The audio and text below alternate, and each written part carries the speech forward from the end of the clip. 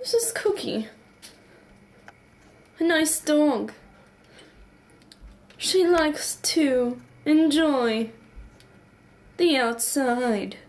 But let's see when Cookie encounters a very special friend.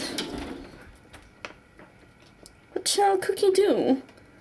By only seeing the bag when the snacks are hidden up here. Let's see. Cookie, would you like some snacks? I'm gonna take that as a yes. Let's see if Cookie wants to take the snacks. We're going on the other side to see if Cookie wants the snacks. Cookie seems excited. Only to know that there are no snacks in the bag. Ooh, look, Cookie, there are some snacks here. Would you like some snacks?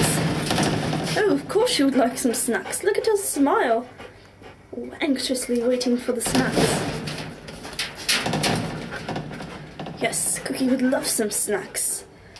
Well, Cookie, let me reveal to you that there are no snacks inside. It was a trick. But do you still fall for it? Let's see. Cookie loves the snacks. She wants the snacks. And she will run as far as she has to for an imaginary treat.